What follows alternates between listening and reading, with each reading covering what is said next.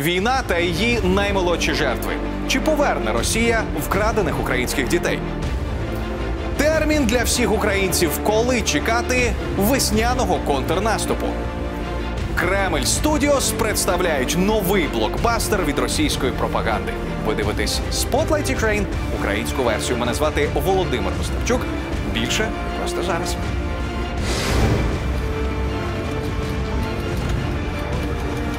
Первое, что я произнес, вот, когда увидел флаг Украины, это «Слава Украине». Вы сами ребенка усыновили из Мариуполя, да? Да. Владимир Владимирович, благодаря вам. Теперь я знаю, что такое быть мамой ребенка с Донбасса.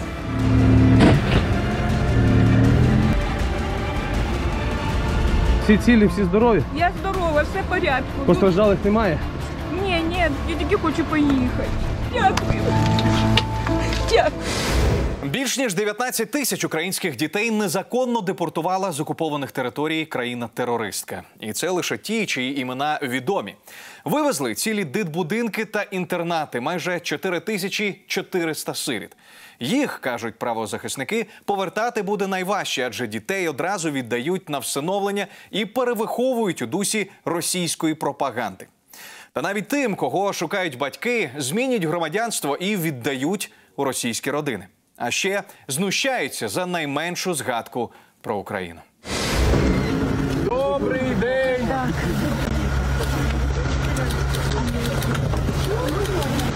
Обійми з найріднішими після місяців розлуки, страху та морального тиску. У цих дітей різні історії, але трагедія спільна. Усіх викрала Росія. Чесно, не вірив, але мені це снилося. І перше, що я сказав, побачивши український прапор – «Слава Україні». Кирилові з бабусею довелося тікати з Росії. 12-річний хлопець з Нікополя опинився там разом із мамою, яка раптово померла. Кілька місяців бабуся оббивала пороги російських соцслужб, поки домоглася повернення дитини.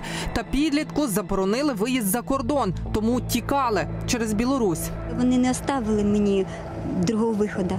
Вони заставляли мене усиновляти, то заставляли мене робити опікунство. У мене був виход один – з волонтерами виїхати з внуком. І як рискнути. Ілі я побідила, ілі я програла. Ну, українці ж ніколи не програють. Наразі відомо про депортацію в Росію 19 500 неповнолітніх, повідомила українська омбудсменка з прав дитини Дар'я Герасимчук. Є поіменний список, складений на основі заяв родичів, влади або свідків. Кремль взагалі заявляє про так звану евакуацію 744 тисяч українських дітей. Але така цифра не підтверджена, каже Герасимчук. У Москві не приховують, повертати дітей не збираються. І самі свідчать про свої злочини. Головний наш результат – це діти Донбасу, які потрапили у сім'ї. Коли почалася евакуація дитячих закладів у різних регіонах, на зустрічі з президентом я запропонувала: а давайте дітей, у яких є громадянство, віддамо у сім'ї. А він мені: а чому лише тих, у кого є громадянство? Треба всіх. І стало страшно, тому що нема механізму, тому що це інші держави. І діти, які до нас приїхали, в цілому вони не наші.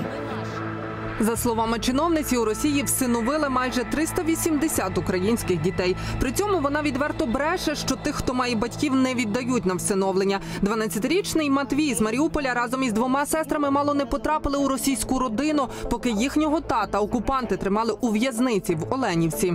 Хочеш у прийомну сім'ю чи в притулок? Ну, поки тато тебе не забере, вибирай, наполягали вони. Я сказав, я не дам відповіді, поки не зв'яжуся з татом. Я йому подзвонив, і вже за 3 дні він приїхав у Москву.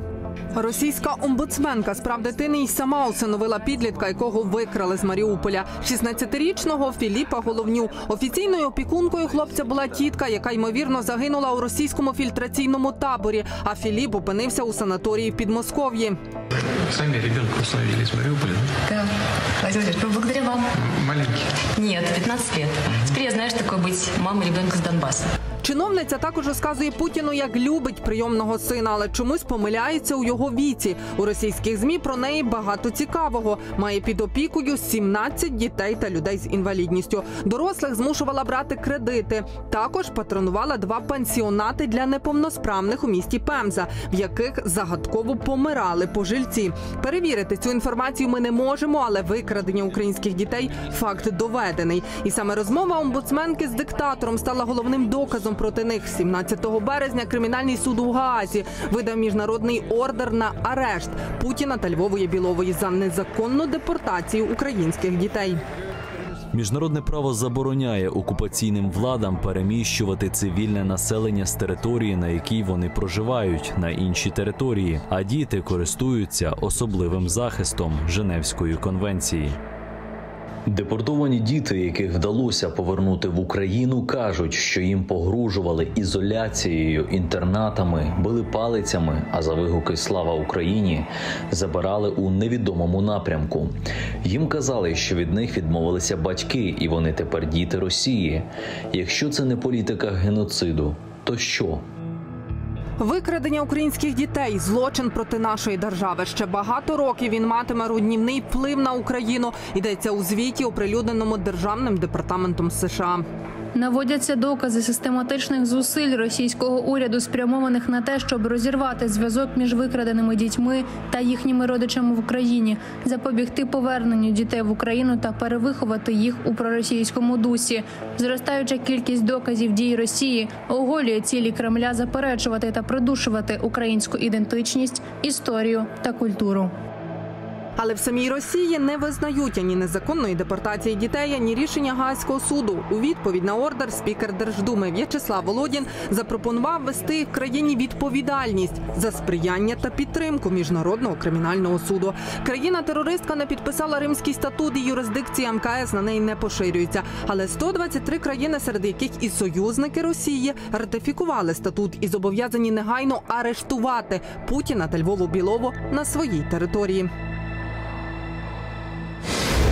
Складне і болюче питання повернення українських дітей із Російської Федерації ми обговоримо із юристом Паризької колегії адвокатів місьє Габріелем Себа. Пане Себа, вітаю. Вітаю, дякую, що запросили. Дякую, що знайшли для нас час для того, аби обговорити це надзвичайно важливе питання для українців. Моє перше запитання: яким чином Міжнародний кримінальний суд змусить росіян повернути викрадених дітей до України? Чи є якісь механізми, напрацьовані процедури, які би могли посприяти цьому?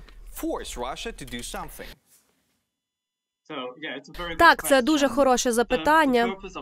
Отже, метою Міжнародного кримінального суду якраз вони не можуть змушувати Росію повернути дітей. Вони можуть просто притягнути пана Путіна та пані Львову Білову до відповідальності за такі дії. Отже, хочу підкреслити, що чисто прямо не може Міжнародний кримінальний суд змусити їх це зробити, але вони можуть чинити тиск на рівні міжнародної спільноти, та й, зокрема, й ордери на арешт, який видав Міжнародний кримінальний суд, це чинить вагомий тиск на Львову Білову і на Путіна. Змушує і закликає їх повернути дітей, а також зупинити політику депортації. Тому є сподівання, що це станеться, і це саме тому, чому прокурори вивели це питання на публічний розгляд. І от ця публічність – це додатковий тиск, який чиниться на Росію, зокрема щодо такої політики депортації. Але найголовніша мета Міжнародного кримінального суду є, власне, притягти людей до відповідальності за такі дії. Розумію. Пан Путін зараз відбуває у міжнародному розшуку з точки зору міжнародного правосуддя. Відповідно, які інші проблеми може стикатися Путін через цей ордер на арешт? Так, ви маєте рацію, що зараз, коли виданий такий ордер на арешт, йому зараз буде значно важче пересуватися, зокрема, за кордон.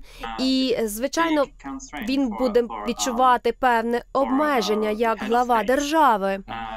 Але якщо ми також можемо й думати про його майбутнє, як про голову держави. Тому, коли завершиться війна, Володимир Путін знову ж таки перебуватиме в міжнародному розшуку, і цей тиск, який буде продовжувати на нього чинитися, він буде робити своє. Йому не вдасться знову ж таки виконувати свої обов'язки як президент держави у повоєнний період. І тому, справді, цей ордер це матиме потужний відгомін у майбутньому, але він уже і зараз має свої наслідки. Адже Путін здобув певний ярлик, певне клеймо міжнародного злочинця, і це уже дуже вагомий внесок. Тому в майбутньому я гадаю, що проблема нікуди не зникне. Ми можемо собі уявити, якщо для глави держави не є легко здійснювати міжнародні візити впродовж тривалого часу. Так, це дуже важливо, але якщо ми припустимо, що одного дня, знову ж таки, Путін виїде за кордон, а Міжнародний кримінальний суд буде говорити про те, що верховенство права все ж таки є у світі, що тоді трапиться? І чи є, якою буде реакція інших авторитарних режимів, Білорусі, наприклад, чи інших країн? Так, ви маєте цілковиту рацію. Я думаю, що Міжнародний кримінальний суд, він не має таких повноважень піти і арештувати людину. Він базується на співпраці між країнами у цьому питанню. І тому, знову ж таки, країни, які підписали Римський статут, вони мають юридичне зобов'язання арештувати особу, яка перебуває у міжнародному розшуку, навіть якщо це глава держави. І тому авторитарні режими, про які ви згадали, як Білорусія чи інші, звичайно, вони не є підписантами Римського статуту, вони не підпадають під зобов'язання, які виходять з цього договору. І, відповідно, це не обмежить Путіна у його візитах до таких авторитарних держав у майбутньому чи зараз. Втім, співпраця між країнами, співпраця з Росією також обмежиться завдяки цьому ордеру на арешт, тому що міжнародний тиск буде величезним на ці країни, які співпрацюють з Росією. Ми можемо бути у цьому впевнені. Габріель Себа, юрист Паризької колегії адвокатів, був гостем програми Spotlight Ukraine. Ви дивитесь українську версію і далі до ситуації на фронті. Конвульсії так званої Другої армії світу. Росія почала використовувати військовий мотлох часів Другої світової війни, оскільки втратила на фронті свою новітню техніку. У Пентагоні заявили, що ніхто не міг собі уявити, що Україна зможе до такої міри виснажити ворога. Вони дуже позитивно оцінюють наші шанси на успішний контрнаступ навесні. Коли він почнеться і яка ситуація на фронті просто зараз, дивіться у нашому огляді. У розбомбленому, але не скореному Бахмуті українські військові продовжують стримувати росіян. Місто постійно обстрілюється касетками, мінами, постійно йде обстріл. То по вулиці вже практично нікого не видно, усі десь на позиціях та у підвалах. І хочу сказати, що ця частина міста під контролем Збройних сил України і ворог пройти сюди не може. За оцінками Американського інституту вивчення війни, росіяни, ймовірно, захопили 65% Бахмута. Проте українські військові здійснили прорив на північній околиці і взяли під контроль підступи до траси Бахмут-Слов'янськ.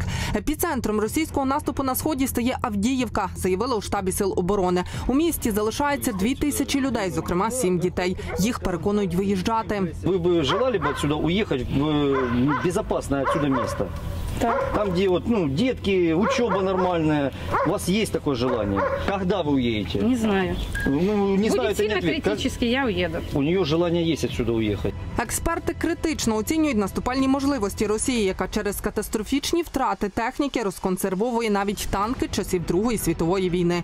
На відео потрапив ешелон Т-54 та Т-55, який перекидали російською залізницею. За оцінками аналітиків Defense Express, окупанти мають до 2800 таких машин на військових звалищах.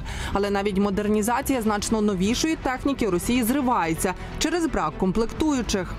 Російські окупаційні війська можуть вести обмежені наступальні дії на сьогодні, виключно тільки на Донецькому плацдармі.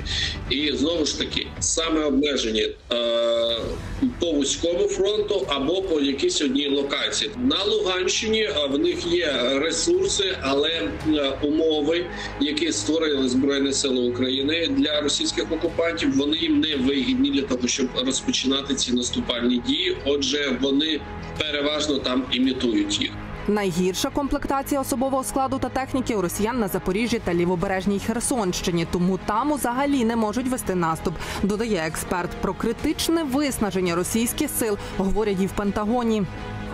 Українці завдали росіянам значних втрат і виснажили їхні запаси бронетехніки так, як ніхто не міг собі уявити. І тепер ми бачимо, як росіяни розконсервовують танки Т-54 і Т-55 через високий рівень втрат.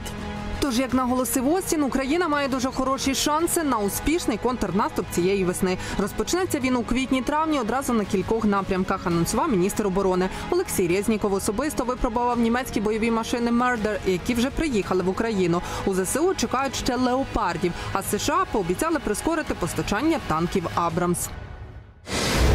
Генерал-майор, колишній командувач об'єднаними силами Великої Британії Руперт Джонс є гостем Spotlight Ukraine. Ви дивитесь його українську версію.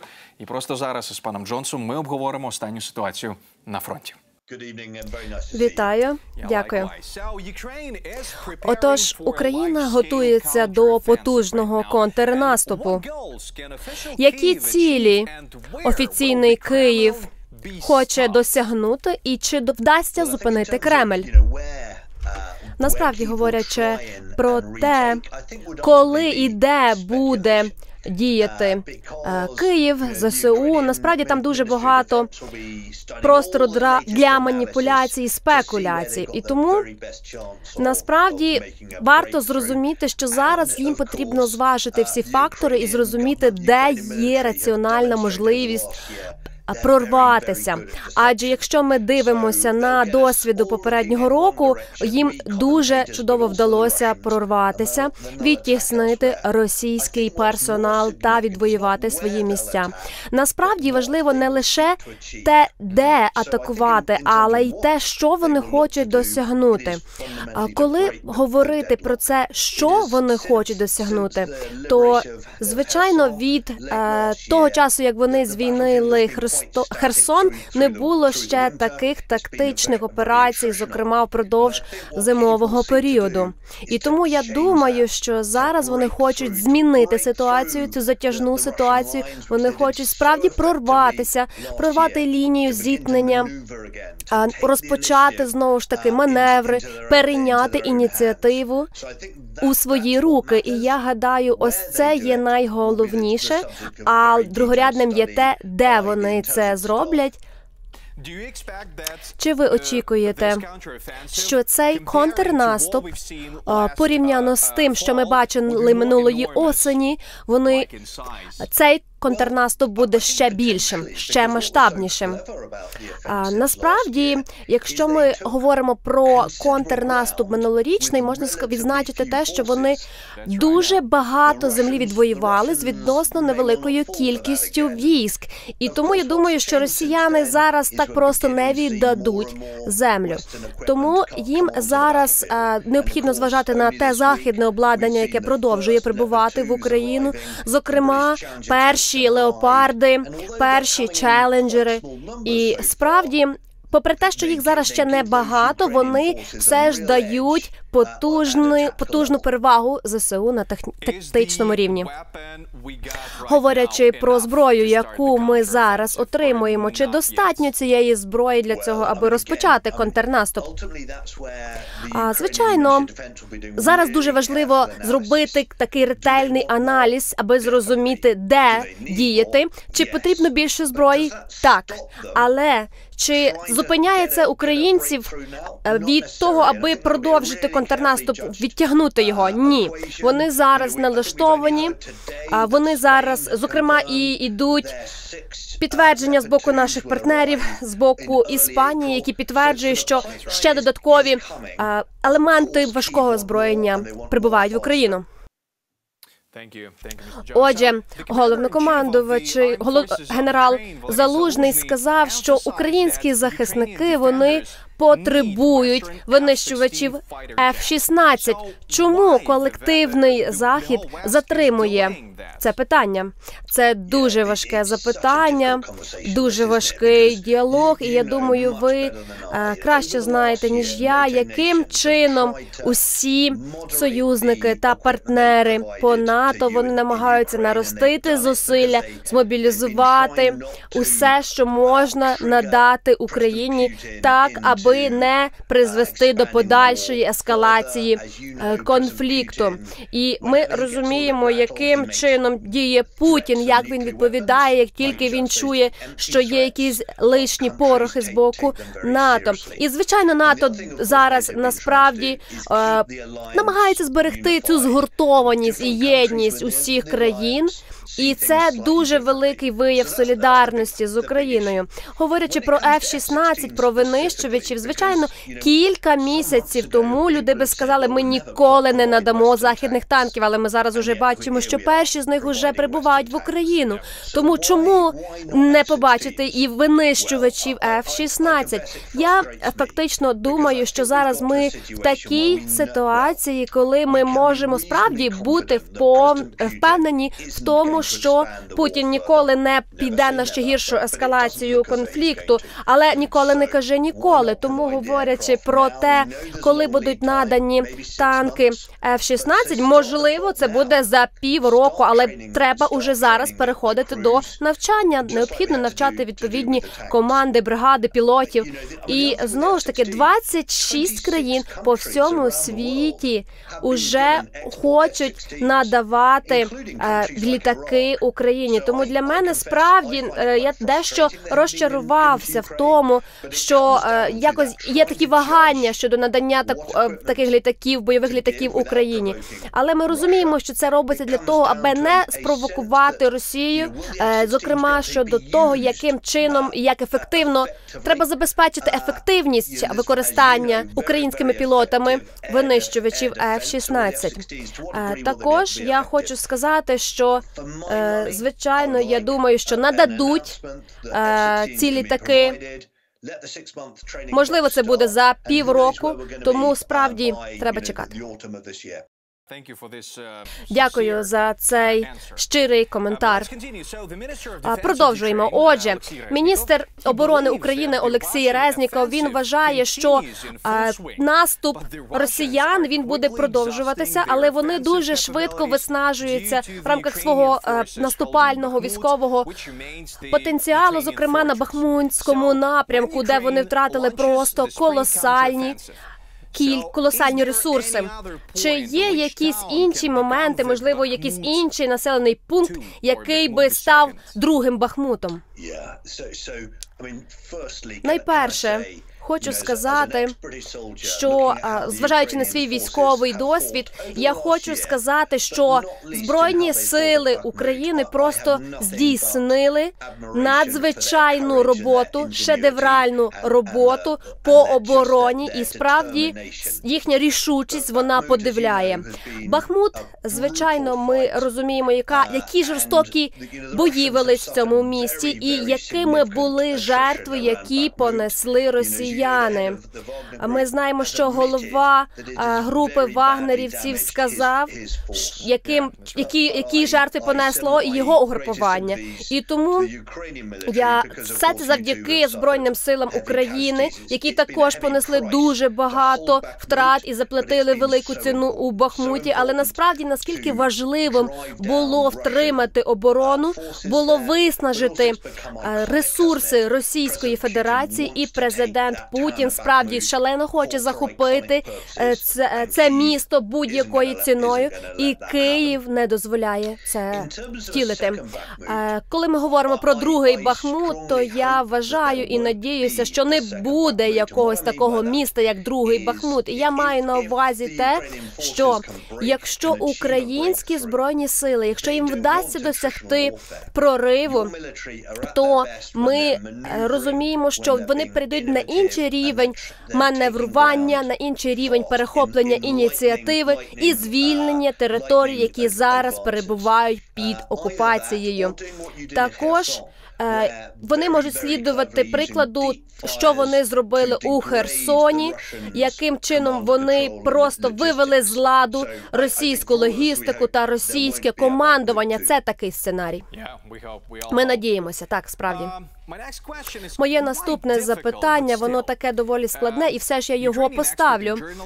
Український експерт та журналіст Віталій Портніков, відповідаючи на запитання, що станеться тоді, коли Україна звільнить усі свої території відповідно до кордонів 1991 року. І він сказав, що відбудеться наступного року. Буде масовий ракетна атака на Київ. Відповідно, що, на вашу думку, буде початком після завершення, реального завершення цієї війни, тобто повного звільнення української території? Чи буде це означати кінець війни? Найперше, хочу сказати, що завжди важко передбачати і робити прогнози. Але ваш президент Зеленський, він продовжує підкреслювати, що його метою є повне звільнення всіх окупованих територій України. І, відповідно, ми думаємо, що так, є така тенденція, що війни завершуються за столом переговорів. Але зараз цій війні це те, що президент Путін не йде на компроміси. Він має свої бажання і він хоче їх досягти. Тому яким чином він може досягти певного компромісу, насправді я не впевнений, що президент Зеленський погодиться на те, що він буде пропонувати. Але загалом, так, є тенденція, що війни все ж таки завершиться тоді, коли знайдено певний спільний знаменник. Ми, військові, ми маємо зробити те, а саме створити потужну, сильну позицію на полі бою для того, аби повністю замовкло все важке озброєння.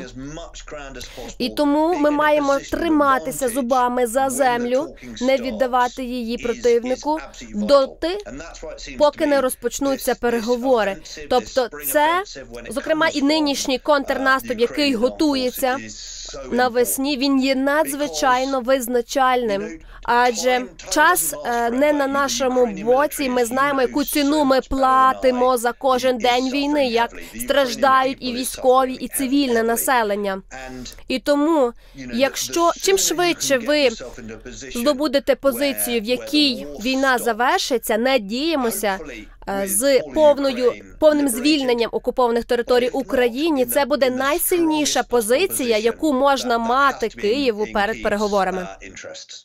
Гість програми Spotlight Ukraine Руперт Джонс. Ви дивитесь українську версію. Не забудьте підписатись на нас на нашому офіційному YouTube-каналі Espresso TV Spotlight Ukraine.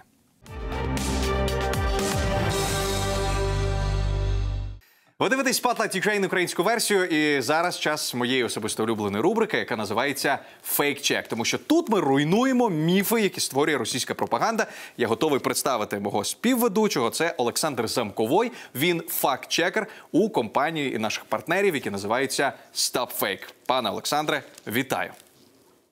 Вітаю вас. Ми в анонсі до нашої програми сьогодні навіть дозволили собі так покреативити.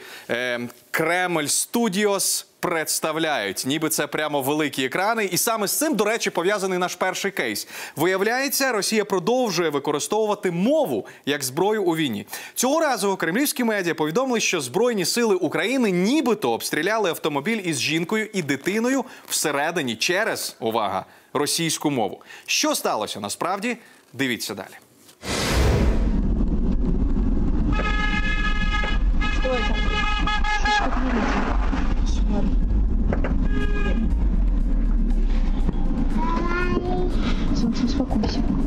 Нібито українські військові зупиняють авто і починають погрожувати жінці, що розмовляє російською. Згодом чути звуки пострілів. Російські медіа пишуть, що солдати образили та принизили матір і дитину саме через мову. Крім того, пропагандисти переконують, на машині військових фашистська свастика. Примітними є й знаки на машині ЗСУ. Саме такими позначали себе фашисти, які знищували російський народ на території СРСР під час Великої Вітчизняної війни. Українські військові наносять на свої машини суцільний хрест – козацький, аби відрізнити транспорт від російського. Тоді як на відео – хрести Вермахту – знак німецьких збройних сил у часи Другої світової. Крім того, кілька активістів змогли встановити точну геолокацію, де знімали відео. Це тимчасово окупована Росією територія Донецької області між Донецьком і Макіївкою. Також українська розвідка знайшла інші докази того, що інформація – фейк. Неякісний монтаж. На 1 хвилині 35 секунд військовий у безпосередній близькості від машини стріляє з автомата. Але гучних звуків пострілів немає. Вікно машини відкрите, йшла розмова через вікно. Звуку закриття вікна немає. Коли машина їде назад, знову чути, що вікно відкрите. Постріл був, бо на відео видно розліт гільз. У цей момент мав би бути хоч якийсь звук. За неякісне шоу відео розкритикували навіть кілька російських пропагандистів, а МЗС Росії видалило його зі своєї сторінки через кілька хвилин після публікації. Ну, от бачите, пане Олександре, не вперше ми з вами зіштовхуємось із продуктом, ну, якщо не російського кінематографу, то принаймні так званих, як ми називаємо їх ще, тік-ток-військ. Про що це може свідчити і на кого в першу чергу орієнтовано було саме цей фейк? На тих, хто в Україні російськомовні, чи все ж таки внутрішній російський споживач? Ну, ви знаєте, Росія постійно намагається своїми відео скомпрометувати Україну і українську армію, і робить це майже кожного тижня. Це такий постріл, знаєте, в небо, попаде, кудись не попаде. Ну, їм останнім часом не щастить, бо ми пам'ятаємо, що нещодавно, наприклад, було відео про те, ніби українські військові спалювали Коран. Потім було відео, що нібито побили бразильського військового, який приїхав і вступив до лав ЗСУ. Зараз це відео. Ну, звичайно, воно в першу чергу на власну аудиторію розраховано, бо переконати українців в тому, що тут нацисти і тут забороняють розмовляти російською мовою, неможливо. Але це також було ще й на міжнародну аудиторію. Це те, чому ми, наприклад, фактчекери, боїмося більше за все, бо зараз йде інформаційна війна не тільки між Україною і Росією, як ми знаємо, а й між Росією і всім світом. І от саме європейці і країни Заходу, які можуть бачити такі відео, ну, дуже важливо спинити, розвінчати цей фейк, поки він, скажімо так, не дійшов до різних користувачів саме з країн Заходу. Особливо російські пропагандисти, вони дуже часто люблять це все перекладати різними мовами одразу, і воно дуже швидко розходиться, але цього разу їм взагалі не пощастило, бо дійсно геолокацію цього відео було досить легко встановити. Дорога, яка... Ну і нестиковки по монтажу, як ми бачили, ось на хвилина 35, здається, що не дуже якісний монтаж. Ну, я, наприклад, коли його дивився, я одразу, в мене було таке відчуття, ніби відео знімали окремо, а аудіо наклали потім, бо там дійсно розсинхрон йде між тими діями, які ми бачимо на екрані, і тим, що ми чуємо. Ну, а вже зробити геолокацію можна різними методами, наприклад, не буду зараз заглиблюватися в деталі, але вони вибрали саме не ту дорогу, на якій треба було подібне знімати, і одразу це поплатилися. Але давайте не будемо підказувати просто їм лайфхаки роздавати, як якісно знімати російське пропагандистське кіно. Не будемо, але дивіться, тут цікаво, що російське МЗС якимось чином поспішило.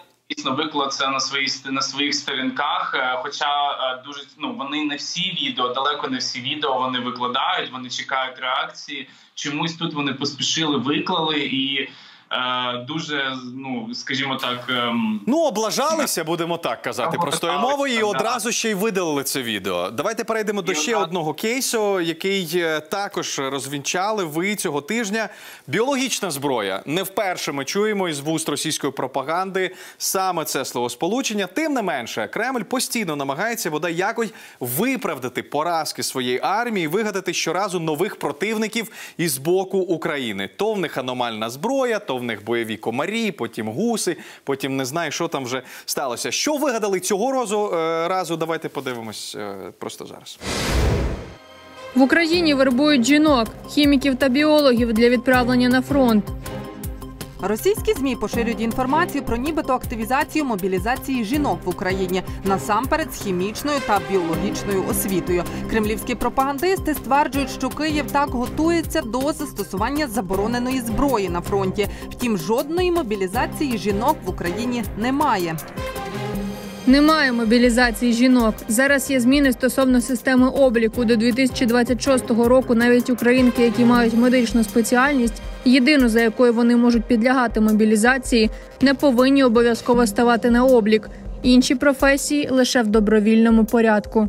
Кремль неодноразово поширював наратив про використання Україною біологічної зброї на фронті. Втім, інформація жодного разу не підтвердилася. Так, StopFake спростував фейки про те, що Пентагон нібито створив дрон для поширення заражених комарів, про існування безпілотних апаратів ЗСУ для розпилення отруйних речовин та про те, що Україна нібито розповсюдила в ЛНР фальшиві гроші, заражені туберкульозом.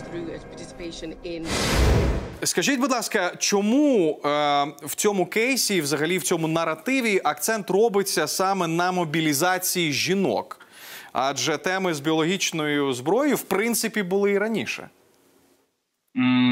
Просто виходить так, що Росія намагається створити паралельний такий образ виснаження української армії. Чому кажу паралельний? Бо одночасно вони кажуть, що українська армія досить сильна. Ми навіть бачимо це по російським ток-шоу. Постійно Скабєєва каже, ви типу не розслабляйтеся, бо українці дуже сильні, вони налаштовані дуже серйозно, їм дадуть зараз багато зброї. Але паралельно розвиняється наратив про те, що насправді ми повигрібали вже повністю свої резерви і дійшло до того, що жінок примусово відправляють служити в армію.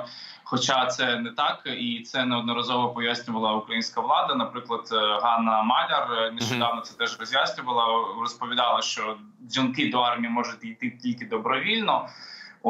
Але російська пропаганда каже, що в це не можна вірити, що нібито українські жінки вони вимушені також служити.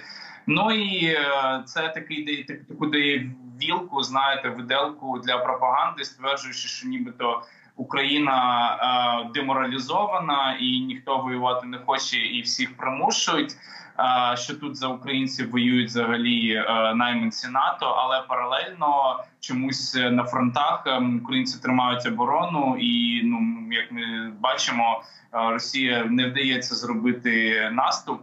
Це такий пропагандистський трюк.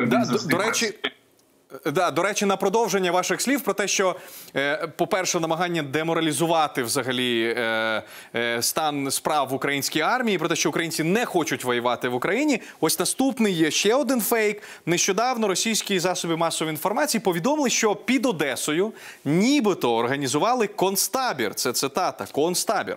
Для тих, хто не хоче воювати із Росією. Я ледве стримую усмішку, тому що я знаю, що це повний фейк. Тим не менше, давайте деталі подивимося. подивимось у Spotlight Ukraine. Київський режим організував на Одещині концтабір для українців, які не хочуть воювати з Росією і відмовляються від призову до військ, розповів глава адміністрації Снігурівського району Юрій Барбашов. Самопроголошений голова Снігурівського району Барбашов не надав жодних фото чи відеодоказів існування так званого концтабору під Одесою. В Одеській обласній військовій адміністрації стверджують, колаборант просто вигадав цю історію і записав відеозвернення, яке одразу ж поширили російські ЗМІ. Фейки, як завжди, є фейками. Хочу сказати, що у нас настільки багато таборів, де готуються з бажанням і мотивацією українці, щоб нищити ворога. Дуже багато. Так що, вражино, начувайся. Російська пропаганда активно поширює фейки про мобілізацію в Україні. Усе, щоб підірвати довіру українців до держави і розпалити протестні настрої. Зрозумілий цей кейс. Знову ж таки, Росія хоче деморалізувати нас, і вони хочуть зірвати взагалі програму мобілізації в Україні. Це все зрозуміле. Тим не менше, я не можу обійти і питання, яке останніми днями просто у всіх на вустах. Вперше, до речі, за останній час і російська пропаганда використовує фразу, як і українські ЗМІ використовують фразу, як церковна пропаганда. Ви, певно, знаєте про скандали, які цими днями вирують просто в Києво-Печерській лаврі. І, до речі, низка українських засобів масової інформації напряму звинувачують представників УПЦ Московського патріархату в тому, що вони поширюють саме російські наративи.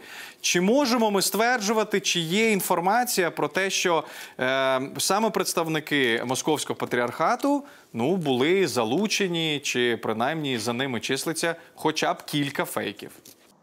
Я думаю, що ми можемо таке стверджувати, бо в принципі на підтвердження цього чисельні відео, коли представники УПЦ МП кажуть про те, що ми Росія, Україна братні народи, і навіть останні репортажі з лаври ми бачимо, що вони розповідають про те, що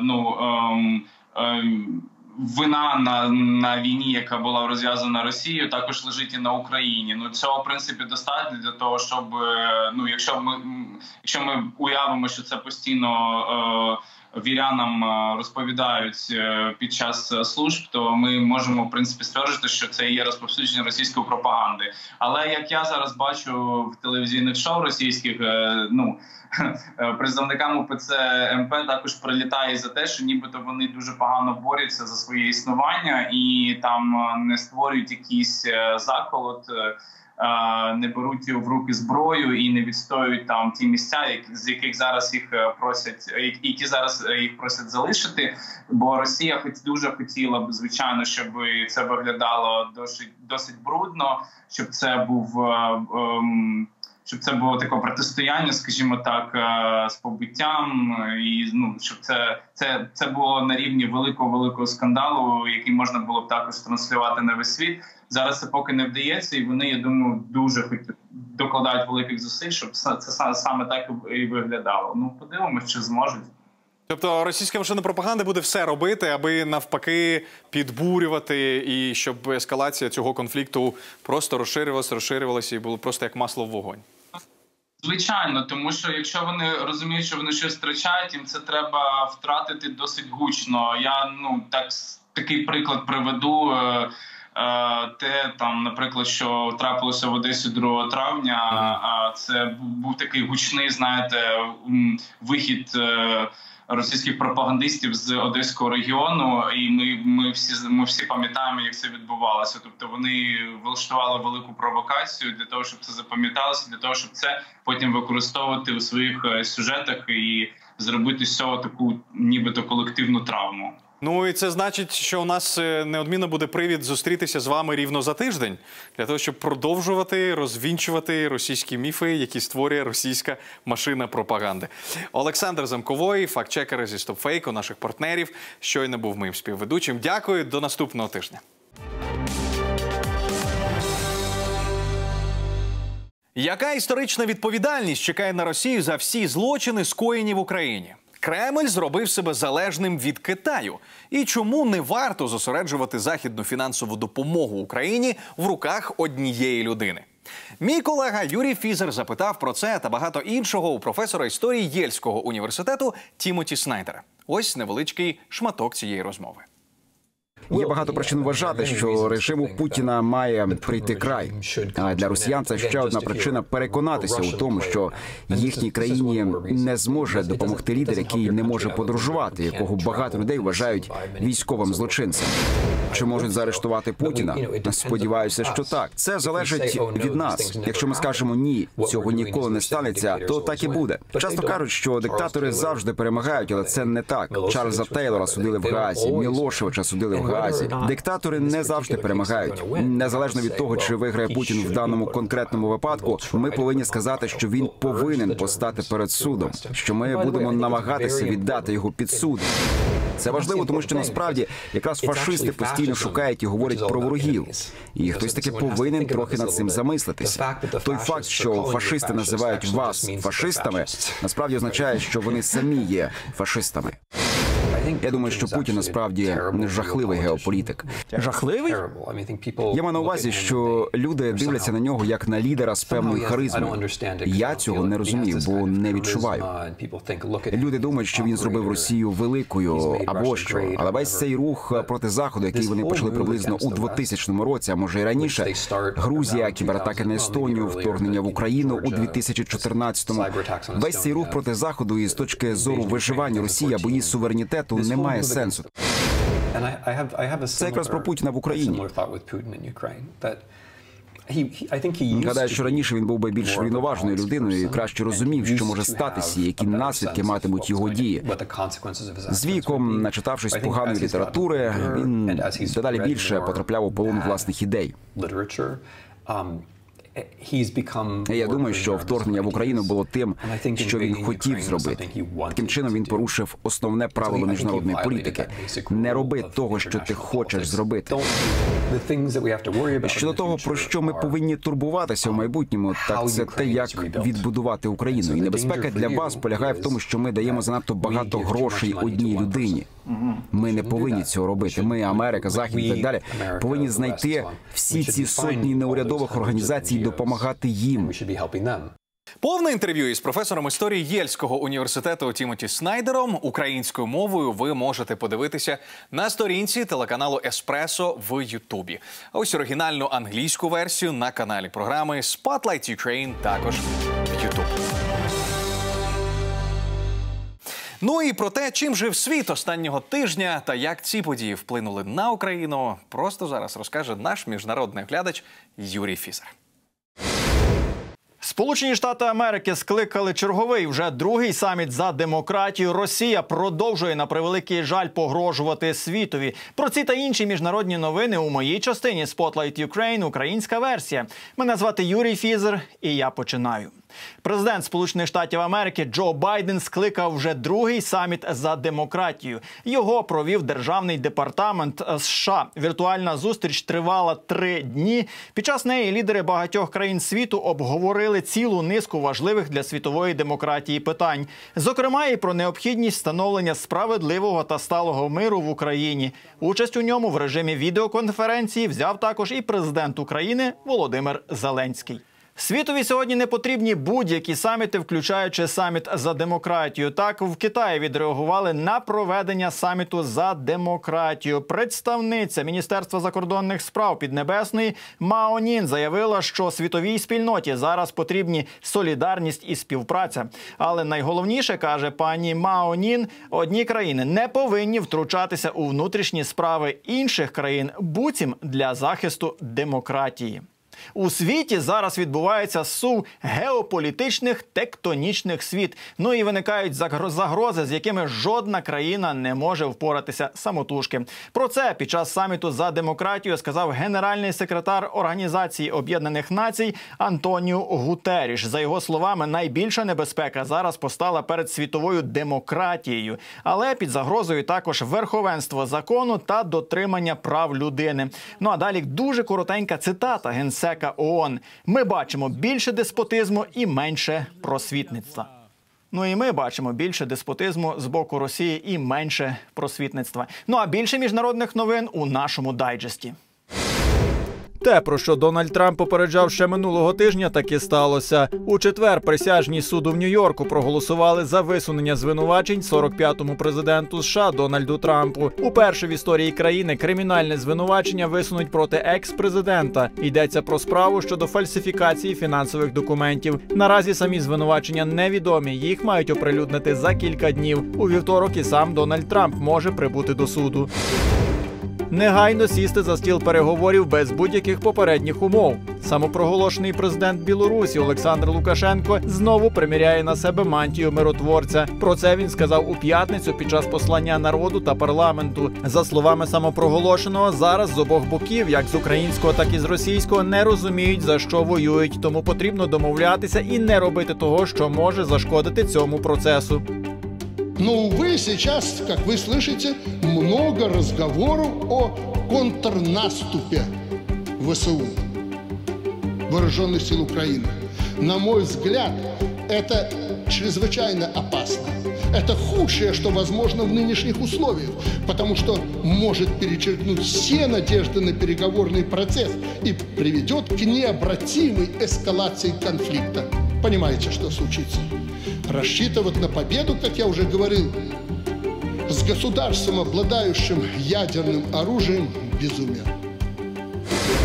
Путін використовує небезпечну риторику, і це просто не може не хвилювати. Таку заяву зробив президент Сполучених Штатів Америки Джо Байден, коментуючи рішення президента країни-агресорки розмістити тактичну ядерну зброю на території Білорусі. При цьому він також додав, що поки немає інформації щодо того, чи Москва вже відправила такий вид озброєння до Білорусі.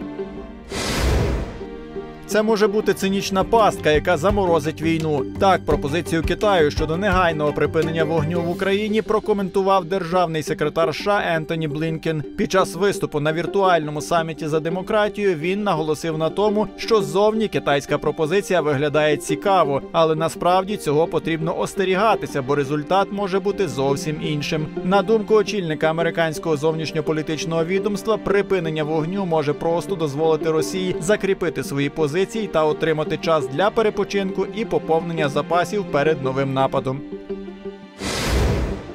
Російська війна в Україні завершиться у цьому році, себто у 2023-му. Про це очільник європейської дипломатії Жозеп Борель написав у своїй книзі «Рік, коли у Європу повернулася війна», в якій йдеться здебільшого про зовнішню політику Європейського Союзу. Головний євродипломат назвав нашу перемогу не просто завершенням війни, а успіхом України в розгромі російської агресії і встановленні справедливого та міцного миру. І додав, що Європейський Союз разом із своїми заокеанськими союзниками докладає для цього максимум зусиль. Фінляндія долучиться до складу НАТО вже найближчими днями. Про це повідомив генеральний секретар Північно-Атлантичного альянсу Єнс Столтенберг. За його словами, членство цієї країни зробить військово-політичний союз сильнішим, а саму Фінляндію безпечнішою. При цьому генсек НАТО наголосив на тому, що ця скандинавська країна має власну боєздатну армію і, що дуже важливо, розвинені демократичні інститути. А це, на переконання Єнса Столтенберга, буде корисним для всієї Європи. Ну а я продовжую. Ви знаєте, яка країна є матір'ю демократії? Якщо ви подумали, що це Греція, то ви помилилися, бо це Індія. Принаймні, за версією прем'єр-міністра цієї країни Нарендри Моді. Виступаючи на саміті за демократію, він заявив, що демократичні вибори лідерів для його країни були характерними ще з глибокої давнини. І про це, за його словами, навіть пише у древньому епосі Махабхарата. Ну а далі цитата очільника індійського уряду. «Демократія – це не просто структура, це ще й дух. І він базується на тому, що потреби і наміри кожної людини є однаково рівними». Монна Ліза страйкувала. Ну, не картина відомого Леонардо да Вінчі, а працівники Лувру, в якому вона виставляється на показ. У понеділок працівники Паризького музею долучилися до загального страйку проти запланованої урядом пенсійної реформи. Робота Лувру була призупинена, лувряни заблокували вхід до музею і не пропускали до нього відвідувачів. Таким чином, вони вимагали від уряду та президента Еммануеля Макрона не підвищувати пенсійний вік з 62 років до 64. Ба більше, навіть наполягали на зниженні його до 60 років. Ну, ось такі вони, французи. Ну, а у мене на сьогодні все. У моїй частині Spotlight Ukraine українська версія. Наступного тижня буде більше. Мене звати Юрій Фізер. До зустрічі. Кажуть, що священнослужителі, а кидаються на людей. Представники Православної церкви Російського патріархату накинулися із кулаками на журналістів. Сталося це, коли до Києво-Печерської лаври навідалася комісія Міністерства культури України. Хотіла провести там інвентаризацію майна, адже термін оренди святині закінчився, і українська сторона не збирається його продовжувати договір із російською церквою.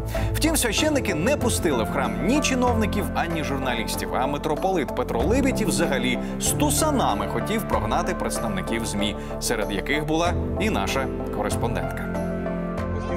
Чорний хребти. Ви перешкоджаєте роботі журналістів. Я ще раз вам казав, пройдіть за сюди. Тут без кошельки нічого.